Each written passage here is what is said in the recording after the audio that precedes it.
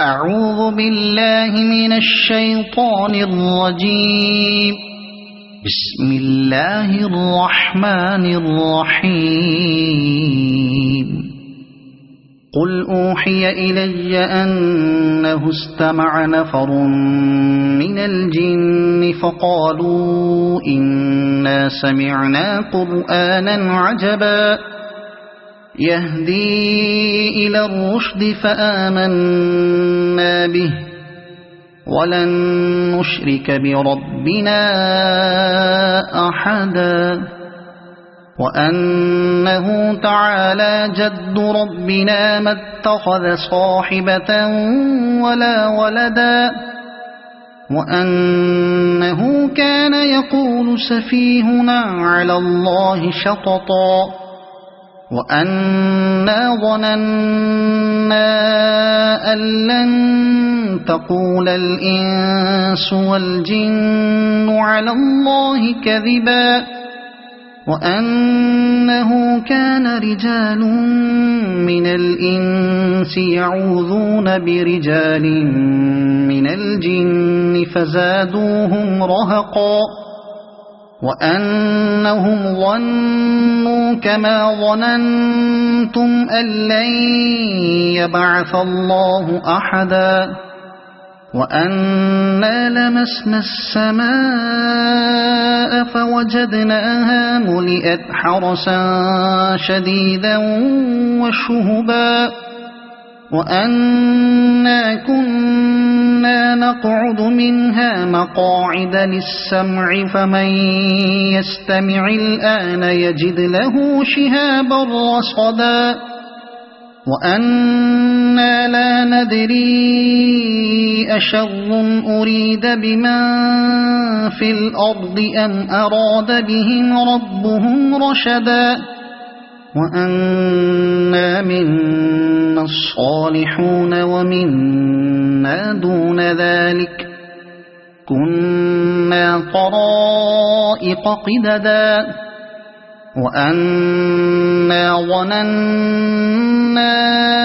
أن لن نعجز الله في الأرض ولن نعجزه هربا وأنا لما سمعنا الهدى آمنا به فمن يؤمن بربه فلا يخاف بخسا ولا رهقا وأنا منا المسلمون ومنا القاسطون فمن أسلم فأولئك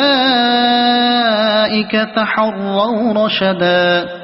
وأما القاسطون فكانوا لجهنم حطبا وأن لو استقاموا على الطريقة لأسقيناهم ماء غدقا لنفتنهم فيه ومن يعرض عن ذكر ربه يسلكه عذابا صعدا وأن المساجد لله فلا تدعوا مع الله أحدا وأنه لما قام عبد الله يدعوه كادوا يكونون عليه لبدا قل إنما أدعو ربي ولا أشرك به أحدا قل إني لا أملك لكم ضرا ولا رشدا قل إني لن يجيرني من الله أحد ولن أجد من